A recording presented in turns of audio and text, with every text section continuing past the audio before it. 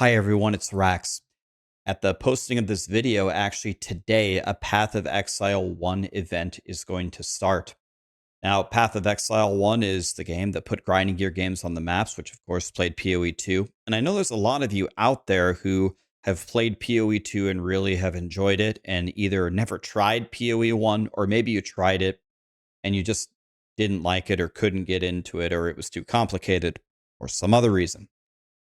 I would love it if you guys would give POE1 another try. Not a sponsored video. Grinding Gear Games isn't paying me to make this video. I just think POE1 is an amazing game, and I think you will really like it. Another thing is, I am 100% sure, I'm 150% sure, if you have played POE2 and gotten the basic grasp of the game, it will help you in POE1. POE1 is still way more complicated, but the things that you have learned will help you. And I want to cover some of those differences in this video to help you start out. So I guess let's just get into it. Let's talk about controlling your character in POE2 versus POE1. Well, in POE2, a lot of people have WASD, which they absolutely love and they can't play without it. That's not available in POE1. So if that's a deal breaker, you can already shut off the video if you don't want to listen anymore and say, well, if it's not in POE1, I'm out. Another thing is POE2 has the dodge roll. This actually got me in huge trouble today while I was practicing POE1. I was trying to dodge roll all the time. There's no dodge roll. I don't know. I don't know if they'll ever implement those two things into POE1. It'd be a good question to ask. But you do get something in POE1 that you essentially never get in POE2 unless you're playing Empyrean's 7,000 movement speed, insane character that he showed off.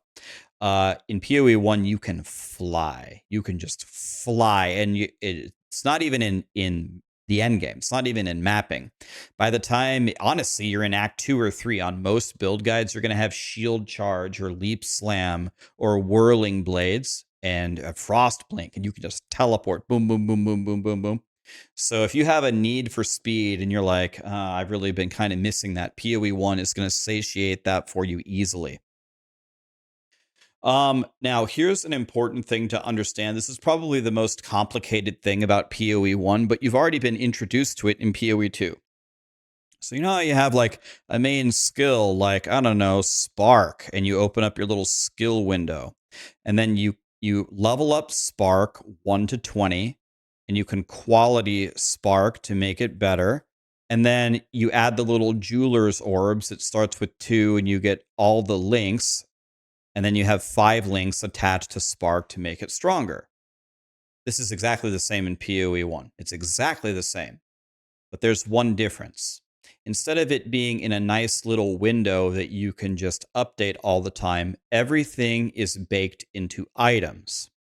So instead of Spark leveling up on its own, which is certainly easier in POE2, you're going to have to find a chest piece that not only has 6 sockets, but then they also have to link, and then they also have to be the right colors. So it's way harder, no doubt about it, but the concept is identical. Main gem, 5 supports that you would like, and then you quality the main gem. You can also quality the supports and look for the correct colors. So as people get further into it, I'll maybe make more guides and show you guys how to deal with that pretty easily.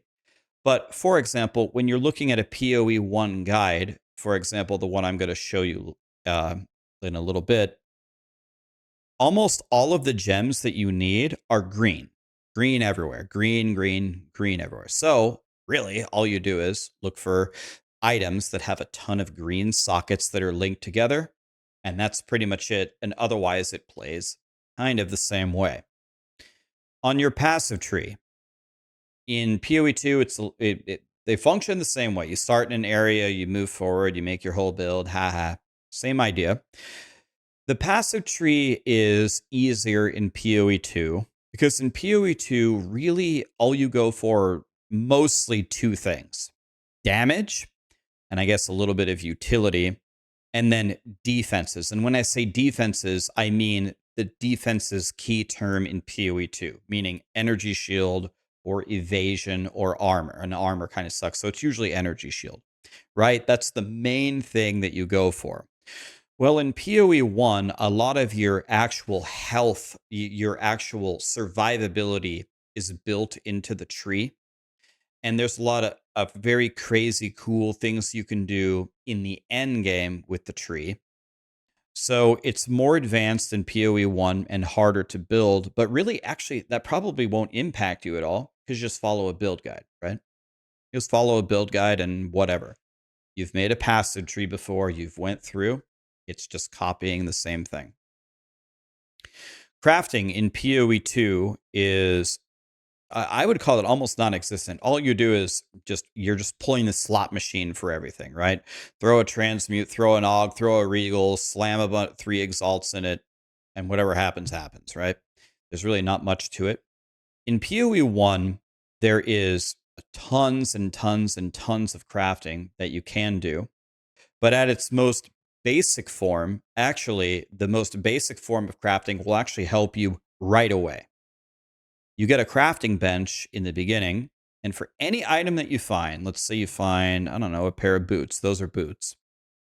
And then if you go to your crafting bench, let's say your pair of boots is missing something critical, like they don't have movement speed on them. You can go to your crafting bench and boom, plus 17% movement speed. Just slap it on there and you just keep going. And it's very cheap to do so in PoE1. So a lot of people get very overwhelmed with the crafting, how crazy the rabbit hole goes and how deep it is. But don't worry about that. Think about the most simple form. Take the item that you just got to drop, take it to your crafting bench, and for almost no money, you can just slap on some stat on there that will help you. And guess what stats will help you? Exactly the same thing that you already did in PoE2. Imagine if you could slap some life on something, or a resist, or movement speed, or a little bit extra damage, or cast speed. Exactly the same concept, except it's way easier to get what you want, at least initially, in PoE1. I think anybody can handle that who's played PoE2. Now, everyone in the world, especially even the grinding gear game developers, would tell you that the end game right now is very, very undercooked for PoE2. You traverse through a map and you're looking for the towers and you're looking for the citadels to get the keys to go fight the one pinnacle boss. There are a couple of league mechanics like breach and da da da da da that you do. Okay. It's kind of meh. In PoE1's endgame system, it's really amazing. There's so many things to do. This is the defining feature that puts PoE1 in kind of a different category from every ARPG, including PoE2 right now. There are so many things to do. There's so many pinnacle bosses to go find. There's legendary maps to go hunt for. There's a Pokemon gotta catch 'em all system with all the different maps. And they're actually trying some bizarre new endgame system, which is the whole point of this event, to try the crazy stuff, where instead of using the second massive tree for the endgame, which is what PoE2 currently does, they're doing a system kind of like Trial of the Sekimas, where you put in little things into a window, which manipulate the different endgame mechanics. And there's a lot of new endgame mechanics in PoE1 that you maybe have never seen before. For example, one very popular one, some people love this, is called Blight, which is tower defense. You build up some towers, the monsters come, and you win, and then you get oils, which let you put the powers on your amulet, which are also in PoE2, by the way. So you could maybe try that. Maybe you go tower defense because you don't really get to play that in PoE2 right now. And if you practice it in PoE1, I am almost certain with how popular Blight is in PoE1 that it's eventually going to come in PoE2. Again, in PoE1, there are so many endgame mechanics. It's not about doing all of them. It's about picking the ones that you like to do. And there's going to be some new ones there. It's impossible not to find one that you like because there's so many different choices. So I'm hoping that, and you can let me know if this did not accomplish the task. I'm hoping that this inspires you to try it if you haven't played it before. There's so many great things in PoE1, like the insane movement speed. I don't think the complication with the gems is a big selling point, or maybe the complicated passive tree, but this doesn't matter because you're just going to follow a guide. The crafting is way better, even right from the beginning with no knowledge. It's already way better. And the end game, once you rip through the campaign, moving at the speed of light, is just waiting for you. It's just waiting for you to go explore it. And almost everyone agrees it's so fun. It's overwhelming, but you're not doing everything. You just pick something. You just do blight, or you do strong boxes, or you do just pick something and do that. Now, I'm going to be completely honest with you. I don't know enough about PoE1 to make you a build guide. If I did, I would just have a build guide for you. So I'm in the same boat as you. I'm going to follow a build guide, and the one I'm going to start with and one I'm going to follow is Fubguns.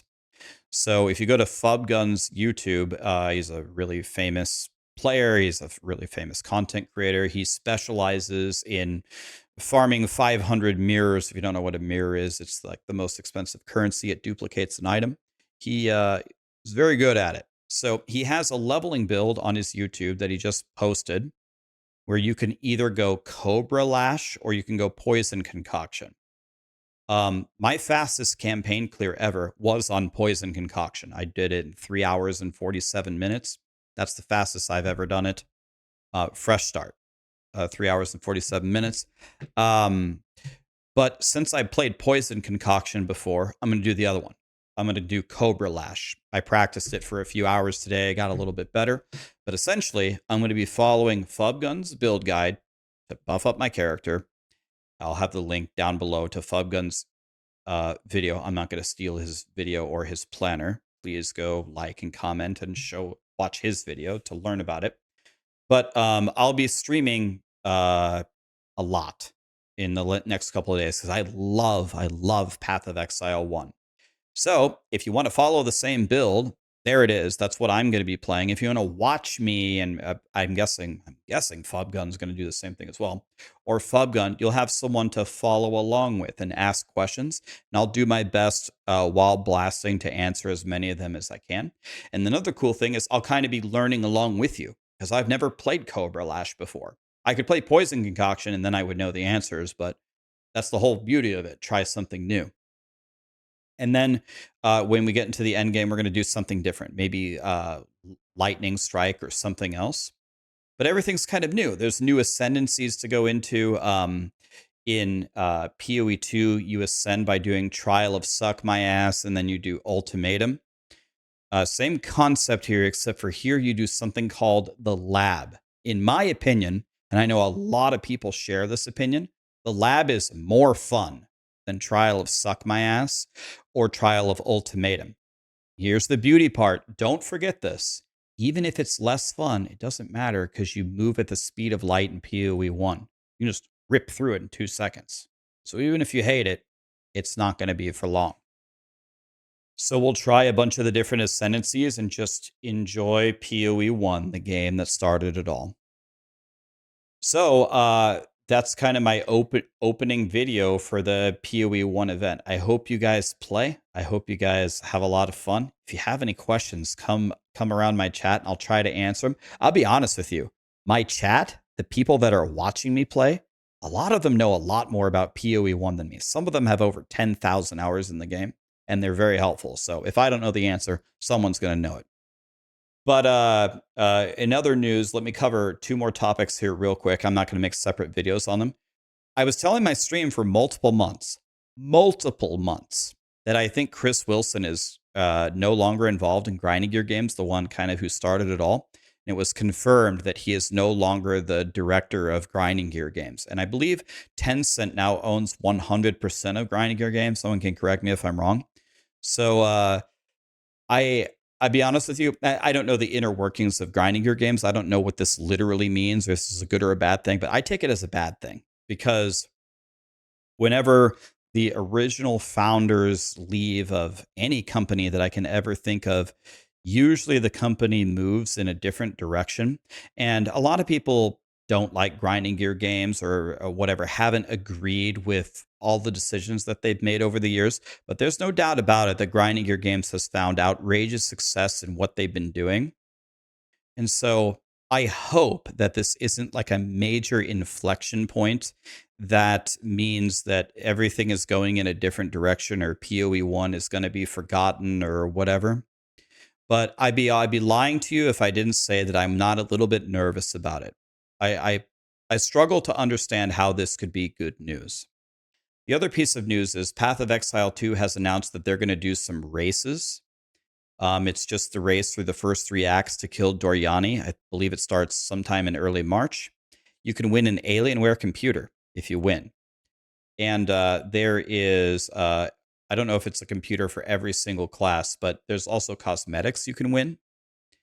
And so I don't think I'm going to win anything, but I've never even tried racing in POE2 other than the Samsung event I did with Ben. But I'm looking forward to it. I'm sure I'm going to be there. And I still really like Path of Exile 2. A lot of the other content creators have left. They're like, POE2, we need a big update. By the way, they said that the update's coming within a month. So that's good. So we're going to get it sometime in March. So that's excellent. So other than Chris Wilson leaving, I guess I'd say it's all good news. So there's all the updates. I'm not going to, I guess what I should have done is made 10 different videos covering each topic one time, but why would I do that when I can just tell you all in one video? Anyway, I'm going to be making more videos on POE1 soon. Maybe I'll make an update video at the start of Friday or Saturday, tell you where I'm at and tell you some of the things that I learned about the guide that I'm playing. But check out Fubgun's YouTube. I'll have the leveling guide linked so you can go show him some love.